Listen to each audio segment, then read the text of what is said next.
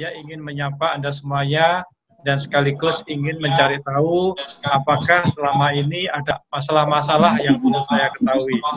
Apakah ada hal-hal di lingkungan pekerjaan atau di lingkungan kehidupan sehari-hari yang KBRI perlu perhatikan, terutama selama wabah COVID-19 ini menyerang global ini. Yang juga yang sudah resign, yang sudah mengundurkan diri, tidak bisa pulang ke Indonesia karena penerbangan yang terbatas. Ya. Jadi dengan jumlah 98, kami pun tahu juga social distance untuk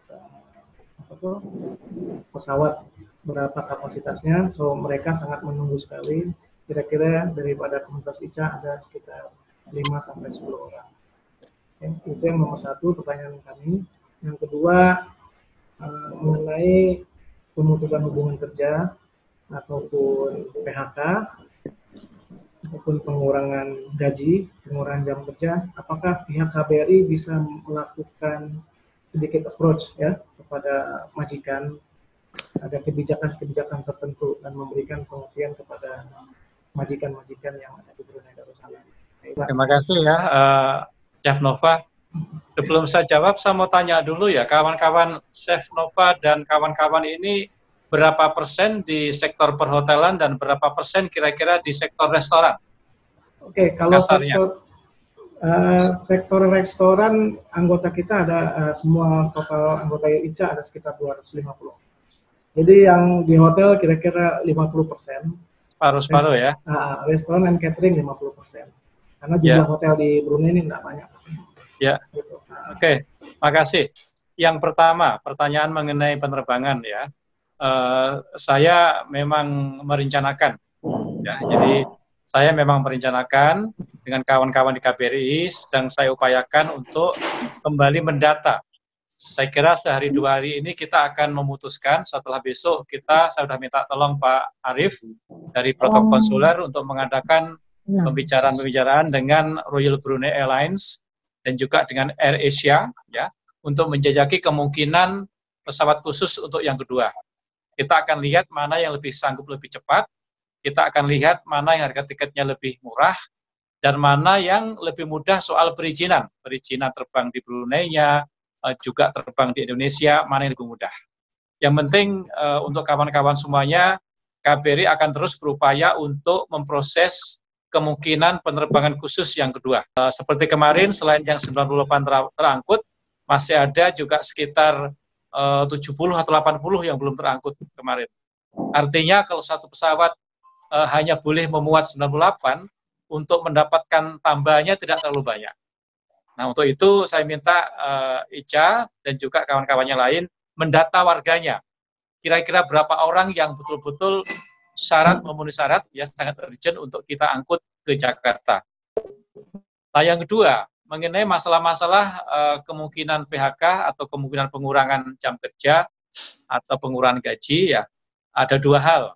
Yang pertama, saya minta kawan-kawan semuanya untuk sementara menyadari bahwa ini situasi yang memang sulit, situasi yang dihadapi oleh semua pihak, tidak hanya di Brunei, tapi juga di Indonesia, di dunia. Di Indonesia pun juga banyak sekali PHK, ya, banyak sekali pengangguran, kriminal pun juga meningkat. Ya. Artinya apa? Artinya saya minta kawan-kawan juga menyadari situasi ini sehingga tidak memiliki demand yang lebih tinggi kepada majikannya. Ya. Dan kami akan upayakan, dan yang paling bagus sebetulnya di sini ICA, Chef Nova. ICA bisa melakukan lebih khusus karena ICA yang punya daftarnya, siapa-siapa bekerja di mana, sehingga pendekatan itu lebih bagus. Kalau kami tidak punya daftar itu, tapi yang sedang saya persiapkan adalah, saya sendiri sedang mempersiapkan sebuah video untuk YouTube, yang nanti diarahkan kepada pemerintah dan warga negara Brunei. Yang intinya kira-kira ungkapan apresiasi, terima kasih bahwa kawan-kawan masih diberi kesempatan bekerja di sini. Ada pula yang juga tidak dipotong gajinya, ya. Dan juga harapan mudah-mudahan tidak ada pemutusan hubungan kerja, ya. Jadi kita hanya bisa ke situ, kita tidak bisa mendalami sampai ke satu-satu majikan-majikan atau perusahaan-perusahaan itu, karena kita juga hati kita mungkin nggak nyampe ngomongnya. Tapi kalau ICA mungkin lebih mudah untuk membicarakan itu. Saya kira itu jawaban saya, Chef Nova. Setelah saya konfirmasi, memang memahami karena kondisi ekonomi yang di sini seorang driver, terus mereka bisnis majikan memang betul-betul langsung drop. Jadi memahami kalau gaji dipotong separuh itu masih alhamdulillah daripada dari rekan-rekan yang lain itu selain driver itu ada yang betul-betul tidak digaji karena tidak ada bisnis dari majikan.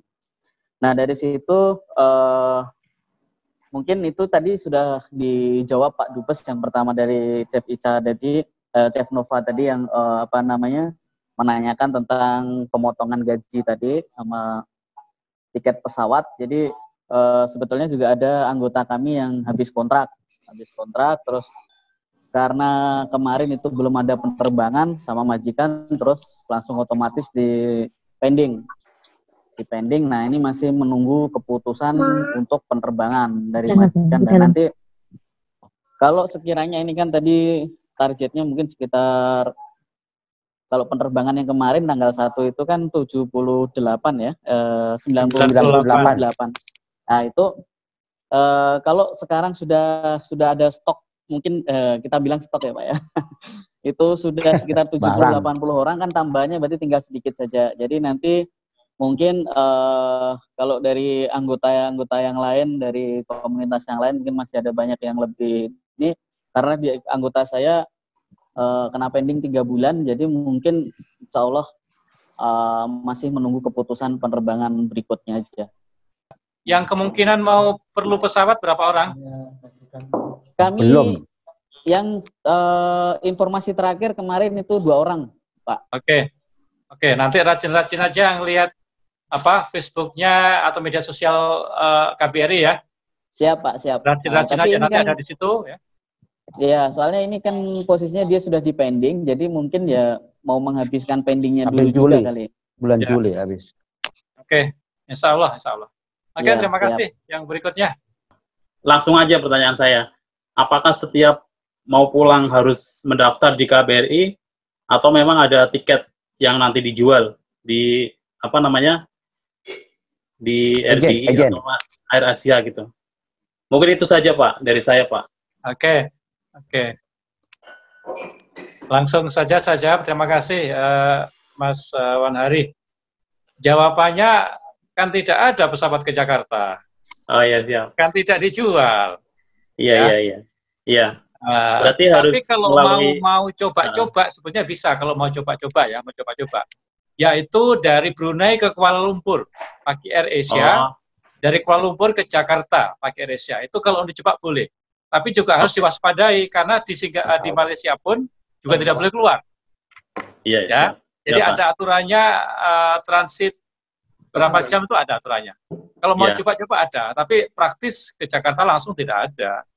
Jadi sebetulnya kalau mau gampang mau berenang juga bisa, berenang di atas laut juga boleh. Ya.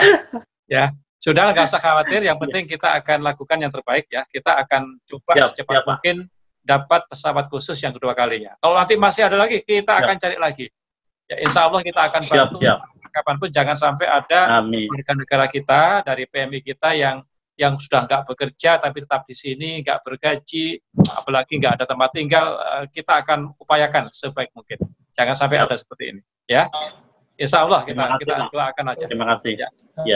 Langsung saja ya Pak ya. Silakan. Yang pertama kami dari Paspor TKI dan semua teman-teman mengucapkan apresiasi dan juga terima kasih banyak buat seluruh staf KBRI Bandar Sibutawan dan juga spesial buat Pak Dubes atas semua jeripayah bantuan dan semuanya, dari masker, hand wash dan juga semuanya. Apalagi ini kami dengar ada mau sembako juga. Itu sangat terima kasih banyak. Yang selanjutnya, ini banyak sekali telepon, terutama di hotline nomor kami, itu banyak sekali telepon yang menanyakan beberapa hal seperti yang ditanyakan teman-teman tadi, tapi alhamdulillah sudah kami bagi tahu dengan baik, dan teman-teman juga mengerti seperti itu. Memang sekarang ini Pak, banyak sekali yang memang pada kenyataannya tidak digaji itu banyak, digaji separuh juga ada, cuma dikasih makan saja ada. Dan terutama efek yang sangat besar itu adalah di teman-teman yang bekerja di sektor bangunan. Itu kebanyakan memang total tidak ada gaji, cuma dikasih makan saja Pak, itu ada. Dan juga teman-teman yang dulunya freelancer, jadi kita nggak bisa memandang sebelah mata siapa suruh freelancer, tidak boleh seperti itu. Tapi yang namanya freelancer sekarang ini karena COVID semua juga kena imbasnya, jadi juga harus diambil perhatian. Jadi ini yang sekarang pertanyaan kami, bukan pertanyaan ya, ini permohonan Pak, permohonan kami kepada pihak KBRI dan juga Pak Dubes, sekiranya nanti memang ada sembako, mohon dibagi ke teman-teman semuanya biar sedikit tapi rata seperti itu, karena memang benar-benar teman-teman yang kena imbas COVID itu sangat-sangat memerlukan, terutama yang kerja di bangunan dan juga yang freelancer, teman-teman yang freelancer itu kebanyakan sekarang memang tidak ada kerja seperti itu. Dan untuk masalah tiket, alhamdulillah tadi penjelasannya sudah jelas, dan ini sudah ada teman-teman yang sudah minta tolong kepada kami, sekitar kurang lebih ada 20 orang Pak tiket. Masalahnya kemarin kami juga udah telepon ke Kak Wirda yang agent travel tiket di Q-Lab, juga diarahkan untuk menghubungi KBRI Bandar Sibergawan seperti itu Pak. Ya. Itu saja Pak pertanyaannya. Ya. Terima kasih banyak. Baik, makasih banyak Mbak Ayu. Yang penting sekali lagi, yang penting semuanya sehat ya. Itu nomor satu ya. Alhamdulillah Pak, alhamdulillah. Saya akan ulang-ulang terus, yang penting semuanya sehat ya. Bahwa semuanya memiliki dampak, apapun sektornya, apa restoran, apa catering, apa bangunan, apa sektor-sektor yang lain. Itu tadi, yang penting kita semua memahami, ya, kita semua paham, dan kita, ya itu tadi, kita masih syukuri. Yang penting selama kita atau teman-teman tidak di PHK. Ya, kalau hanya dikurangi jam kerjanya, dikurangi hari kerjanya, atau gajinya dikurangin, itu masih oke. Ya, yang tidak oke itu kalau tidak dibayar sama sekali. Tidak dibayar sama sekali, kalau diberi kesempatan masih tempat di situ, masih lumayan. Diberi makan, masih alhamdulillah. Ya, jadi sudah nggak dibayar, dikasih tempat tidur, dikasih makan tiap hari, itu masih alhamdulillah. Ya, tolong disampaikan kawan-kawan yang ada di anggota masing-masing. Karena kalau kita lihat di Jakarta, di Indonesia, yang lebih parah keadaannya lebih banyak. Jadi disyukuri ya, nanti kalau sampai betul-betul sudah stop pekerjaannya, tidak ada tempat tinggalnya, makan pun tidak bisa, nah itu tidak boleh tidak, harus memberitahu KBRI. Ya. Nah, yang kedua tadi Bu Ayu, kita sedang mendata memang. Kita sedang mendata kira-kira berapa orang sih warga kita yang betul-betul sangat memerlukan. Ya. Saya ingin ulang kembali apa yang saya katakan pada dialog daring hari pertama dan kedua. Ya. Bahwa kedutaan ini sebetulnya anggarannya dipotong juga habis-habisan. Ya, kita tidak punya lagi anggaran untuk kegiatan apapun untuk tahun 2020. Semua anggaran ditarik ke Jakarta untuk apa? Dikumpulkan oleh pemerintah pusat untuk menangani COVID-19 di tanah air. Ini butuh triliun rupiah. Kita tidak ada. Tetapi kita akan mencari-carilah dana dari sana-sini, kita cari untuk mengumpulkan, membeli sembako yang kami mampu. Itulah makanya kita sudah sebar, kita umumkan. Kita juga minta tolong semua paguyuban, semua persatuan, semua organisasi untuk mendata warganya. Jangan sampai ada yang kecolongan, warganya butuh pertolongan, tapi kita tidak tahu. Itulah tolong KBRI beritahu ya. Tadi pagi kita sudah mulai mendapatkan bingkisan-bingkisan, itu sudah terkumpul di KBRI. Kita ngumpulkan terus nih bingkisan-bingkisan. Kita ngumpulkan juga masker, juga sanitizer, sabun ya. Silahkan kita diberitahu. Kami diberitahu memang betul-betul memerlukan, kita bagi. Tapi juga kami mohon maaf, umpamanya yang minta banyak, terus duitnya nggak ada, nggak cukup, ya berarti kami akan memberikan secukupnya sesuai dengan yang prioritas. Menyampaikan keluh kesah yang dialami anggota Reba sendiri, terutama yang mempunyai usaha pun catering ataupun dagang perjualan, pendapatan ataupun bisnis sekarang pun menurun 50%. Dan apalagi yang kerja di proyek ataupun di bangunan, dipotong kerjanya, masa kerjanya 1 bulan biasa full, sekarang 1 bulan kerjanya 1,5 hari saja. Dan untuk anggota Reba sendiri, nanti saya akan mendata siapa yang ibaratnya yang sudah cancel ataupun yang masih pending, yang tidak kerja. Nanti saya akan data semuanya. Terima kasih Pak Bes. Sekian, Assalamualaikum warahmatullahi wabarakatuh. Waalaikumsalam warahmatullahi wabarakatuh. Terima kasih banyak Pak Ade.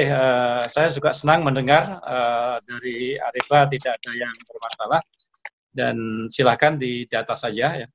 Kalau masih bisnisnya kena dampak masih 50%, menurut saya masih bagus.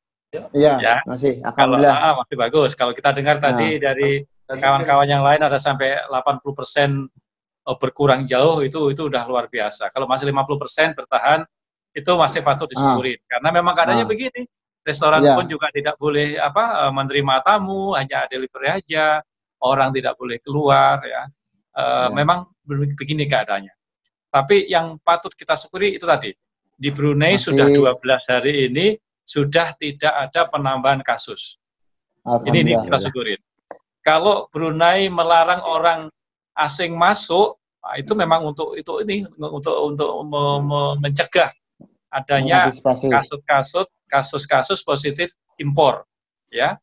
Atau kalau Brunei misalnya memberikan kebijakan kalau orang asing tetap masuk harus membayar tes COVID 1000 BND, itu kan ya. Itu sebetulnya mau dimahalkan supaya orang, wah ngapain harus bayar segitu. Jadi memang ketat Brunei ya. Kemudian orang jalan-jalan pun juga diawasi betul, ke tempat keramaian juga masih diawasi, ke tempat-tempat ibadah juga masih belum diizinkan. Nah ini saya kira hasilnya bagus. Ya kita hormati, kita hargai, kita ikutin peraturan-peraturan yang ada di Brunei ini, sehingga nanti tidak terlalu lama lagi syukur-syukur zero, tidak ada lagi kasus baru, tidak ada lagi yang masih dirawat, tidak ada lagi kasus positif yang datang ke sini ya. Nah, insya Allah ekonomi akan tumbuh kembali, akan beroperasi kembali, dan mudah-mudahan tidak lama lagi lah. Siapa tahu dengan wabah ini kita semuanya mendapatkan hikmah yang baik, dan barangkali nanti setelah selesai kasus ini atau wabah ini bisnisnya langsung drastis naik. Nah, itu saya kira akan itu ya. Amin. Oke, makasih. Ya, untuk IBIK alhamdulillah memang secara otomatis penjualan pasti turun. Karena apa? Karena satu, sebelum juga puasa, karena kami pelanggan juga banyak restoran ataupun kantin sekolah, memang itu termasuk pengurangan. Tapi kalau untuk pekerja alhamdulillah sampai saat ini kami masih tidak ada perubahan. Jadi baik gaji, baik tunjangan, baik kami dapat makan 3 kali, memang kami sudah masih dapat. Jadi semua untuk menjaga defense untuk COVID ini, kami memang sudah sanitizer tiap pekerja memang sudah diberikan, dan kami pun sebelum masuk kami ada untuk gun untuk cek suhu tubuh. Jadi alhamdulillah bagi kami walaupun ada beberapa persen turun untuk sementara ini masih normal bagi untuk pekerja lah Pak Duta. Nah, ya itu saja sih Pak Duta. Jadi untuk pekerja masih normal, baru ada 1 yang cuti tapi tidak boleh kembali ke sini, jadi dia mesti bertahan di Lampung, balik ke kampus. Jadi yang lain memang semua yang cuti di cancel semua, memang ikhlas lah, karena memang di Indonesia pun mesti karantin segala macam. Jadi kita semua bertahan di sini sampai selesai untuk wabah ini. Ya, makasih. Oke. Makasih Pak Atang. Saya kira IPIK masih bertahan dan harus bertahan karena Ya, setiap orang dimanapun masih perlu air, dan apalagi Ya. air yang diminum air sehat. Alhamdulillah. Ya kan, apalagi airnya air sehat, ya. Air sehat, Ya, kan sehat ya. banyak dukungannya dari teman-teman juga, Pak. Ya, alhamdulillah. Sekarang masih ada berapa di pabrik Pak Atang yang dari Indonesia? Indonesia semuanya ada kurang lebih 42-an, Pak. Oke, baik. Terima kasih Pak Atang. Yang penting pesan saya, tolong yang masih sehat ini diupayakan terus sehat ya. Semuanya dijaga, pola makan, bekerjanya, kebersihannya, juga tempat tinggalnya. Dan ini untuk semuanya, untuk semua kawan-kawan, tolong dicek anggota-anggotanya, terutama yang tinggalnya di asrama-asrama secara rame. Ya, kemarin kami para duta besar yang memiliki warga di Brunei bersama-sama mengirim surat ke pemerintah Brunei untuk minta dilakukan tes secara random bagi pekerja-pekerja asing yang tinggalnya di mes-mes. Yang satu kamar atau satu rumah itu isinya bisa 30-40 orang, kita minta dicek itu. Karena kasus di Singapura akhir-akhir ini positif COVID ini berkembang pesat ini. Dan pesatnya ini ternyata berasal dari warga asing di Singapura yang tinggalnya seperti ini, di dormitory ini. Oleh karena itu saya minta semua kawan-kawan yang di Brunei dipantau, kawan-kawan yang ada di tempat tinggal masing-masing. Kalau memang ada yang perlu dicurigai, tolong sampaikan ke KBRI atau langsung lapor ke pihak Brunei. Dan teman-teman diingatkan ya, dekat ini kan kita nggak bisa menghindari itu. Ya, baik. Jadi saya kira itu ya. Terima kasih Pak Atang. Kita informasi kemarin ada 10 orang sudah dicuap. Jadi kami bagi orang dari bandar, dari head office dan pabrik. Jadi alhamdulillah negatif semua hasilnya dari kementerian. Ya. Alhamdulillah. Alhamdulillah Pak Atang, berkas air sehat, jadi semuanya sehat ya. Amin, amin, amin. amin. Nah, ini saya promosi terus nih, berkat air sehat promosi iklan ini. Iklan ini harus bayar ke saya nih Pak Atang. Sponsor Pak. Sponsornya air sehat. Iya, amin, amin. Oke, amin. Terima kasih. Saya nggak hanya pertanyaan, saya hanya menyampaikan aja apa yang dialami oleh rekan-rekan pebisnis ya. Yang pertama tadi soal catering sudah saya sampaikan. Terus yang mempunyai kedai, rata-rata meskipun ada announcement dari government untuk pemotongan 30% sewa, itu pada kenyataannya di lapangan tidak terjadi. Tetap si owner atau si landlord itu tetap meminta kita sebagai yang nyewa itu harus bayar full gitu ya. Itu terus untuk bisnis pengobatan, rawatan atau establishment itu jelas sangat sudah langsung tutup, nggak bisa lagi melakukan usahanya. Tapi alhamdulillah rekan-rekan di sini mereka langsung banting setir mencari alternatifnya, ya ini dengan menjual herba ya. Jadi meskipun tidak ada perawatan kontak fisik secara, contohnya misalkan salon kan sangat terpuruk sekali di bisnis ini. Dia mau nggak mau harus membackup expenses-nya dia itu dari tabungan pribadi, dan itu kalaupun ada pemasukan yaitu dari customer yang loyal gitu, yang memang meskipun kondisi seperti ini mereka masih memerlukan ya si customer itu perawatan, ya itulah mereka dapat income-nya dari situ itu pun, dan hanya sekitar mungkin 15% saja gitu. Terus untuk bisnis online omset sangat merosot sekali gitu, karena apa? Ekspedisi kita baik darat maupun udara itu kan tidak ada. Jadi import ekspor pun terkendala ya, tidak bisa masukin barang ataupun juga kirim barang. Terus untuk supplier barang-barang ke kedai-kedai pun mengalami penurunan sebesar 30% di sini, karena satu memang bahan baku juga diperlukan di sini, sebagian juga mengalami kelangkaan ya, karena mungkin karena ekspedisi tadi ya tidak ada barang masuk. Nah, seperti itu juga. Dan untuk ini, untuk sebagai majikan atau sebagai bos di sini, untuk menggaji para karyawannya, itu ada beberapa unik juga sih. Satu, mereka berdialog ya, negosiasi dengan karyawannya. Oke, kalian masih tetap bisa bekerja dengan saya, tapi kompensasinya karena kondisi seperti ini, ada diberikan alternatif kalian tetap kerja tapi dibayar gaji separuh. Tapi sebagian tuh lucunya ada lagi, Bu, Pak, saya nggak usah digaji, tapi yang penting sinyal internet lancar. Karena kondisi sekarang kita harus stay di rumah itu nggak ada hiburan apa-apa. Kalau makan mereka kan ditanggung oleh kita sebagai bos ataupun sebagai majikan. Tapi kalau internet kan, nah itulah mereka memilih untuk disediakannya sinyal yang kuat. Itu terus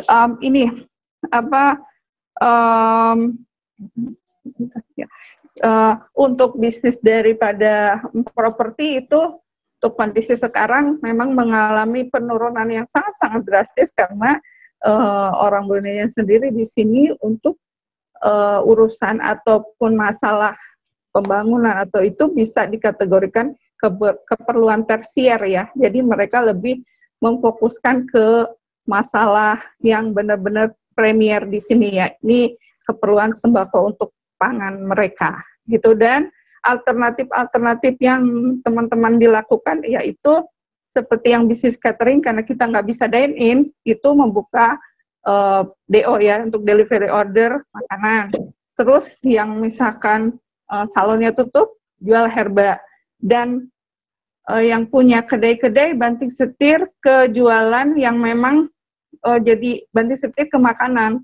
Terlebih lagi yang bisnisnya di bidang retail itu sangat drop sekali gitu. Jadi mereka banting setir cari alternatif seperti jualan masker, jualan jamu. Jadi yang memungkinkan bisa market tetap jalan. Seperti itu sih Pak. Jadi saya pahami masalah yang disampaikan dan saya ulang kembali, ini masalah dialami oleh seluruh dunia. Ya, tolong dicatat kembali, ini masalah dialami oleh seluruh dunia. Bahkan banyak sekali perusahaan-perusahaan atau toko-toko atau apapun usaha yang gulung tikar banyak. Ya, di Indonesia pun juga banyak. Ya, jadi kita pahami masalah ini dan hikmah yang bisa diambil adalah ini kesempatannya bagus bahwa kita semuanya ternyata tidak bisa survive dengan adanya wabah COVID ini. Nah, kita harus banting setir, itu tadi salah satu cara bagaimana kita bisa survive dengan cara lain. Tadi saya dengarkan semuanya memanfaatkan bisnis online. Saya kira ini hal yang bagus.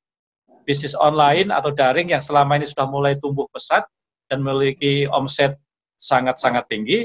Nah, sekarang patut digarap. Catering atau restoran atau kedai yang tadinya secara tradisional menjual produk-produknya, sekarang melalui online. Jadi ini kesempatannya bagus juga untuk kita memanfaatkan IT, bisnis online ini. Itu ya. Jadi yang kedua tadi Bu Ida menyampaikan sewa yang mestinya dapat korting 30%, sewa-sewa tempat untuk kedai atau restoran, yang kenyataannya atau prakteknya semua pemilik meminta dibayar penuh. Memang kemarin ini menjadi bahan yang kami bincangkan antara dubes-dubes yang kami datangi kemarin. Jadi dubes Indonesia, Filipina, kemudian Malaysia, Pakistan, India. Kemarin kita berjumpa bersama-sama membahas tentang nasib para warga negara masing-masing di Brunei. Salah satunya ini Bu Ida, kita meminta, kita tulis kemarin kepada pemerintah Brunei agar pemerintah Brunei juga memberikan pertimbangan untuk menerapkan diskon 30% itu kepada pengusaha-pengusaha asing yang di sini yang berpartner dengan orang Brunei juga. Itu. Cuman setelah saya cek juga ternyata kebijakan korting atau diskon 30% untuk sewa itu ternyata itu titah sultannya itu bukan kewajiban tapi himbauan. Nah ini. Jadi menghimbau kepada pemilik gedung atau ruko untuk memberikan diskon 30%. Jadi artinya kalau masing-masing pemilik masih mengharuskan bayar penuh, ya kita nggak bisa memaksa dan tidak ada hukumnya di Brunei. Itu ya. Kemudian juga tadi saya dengarkan juga harapan nggak apa-apa, nggak ada pekerjaan, tapi yang penting ada tempat tinggal, ada makan, dan internet kuat. Saya kira hal yang tidak sulit. Jadi saya kira itu pesan saya kepada seluruh para pekerja kita, tolonglah jaga hubungan baik dengan majikan masing-masing. Ya, kondisinya sulit, jadi jangan sampai ada yang aneh atau nyeleneh atau malah menyakitkan. Jadi kita jaga perasaan satu sama lain, ya kita baik-baikin majikan, ya supaya kita masih boleh di sini, boleh bekerja di sini, gajinya tidak dikurangin. Begitu ini bangkit kembali, langsung diambil kembali. Itu penting kita pegang, karena memang kenyataannya sampai saat ini Brunei sudah tidak lagi mengizinkan mendatangkan tenaga kerja asing dari luar negeri. Sekarang masih berlaku. Indonesia juga sama. Indonesia sudah memerintahkan kepada kita KBRI untuk tidak memproses permintaan tenaga kerja dari Indonesia. Jadi kita juga melarang. Jadi ya tidak ada kata lain kecuali kita berdoa saja, mudah-mudahan wabah ini segera berakhir, ekonomi normal kembali, sehingga nanti apakah dagang, jualan, bekerja, semuanya berjalan normal kembali. Kami mau tahu informasi tentang pemulangan kemarin, yang tanggal 1 itu, untuk tiketnya itu dari pihak KBRI sponsor atau pribadi yang mau pulang itu yang pertama. Terus yang kedua, kalau umpamanya yang cancel itu mau balik tapi kena pending, terus nanti ada penerbangan, contohnya umpamanya minggu depan ada penerbangan, itu apakah KBRI mensponsori, maksudnya membantu untuk pemulangannya. Jadi dalam artian bukan dari segi tiketnya, tapi memberi suatu Ngerti. Oke, langsung saya jawab. Untuk yang pertama, tiketnya bayar dewe-dewe. Siapa? Ya, kita KBRI tidak ada anggarannya sudah ditarik kembali, ya. Kita ada yang bayar 1-2 orang kita bayarin. Tetapi yang sudah keluar dari penjara. Oh, gitu. Nah, kan ini kita alhamdulillah tidak di penjara.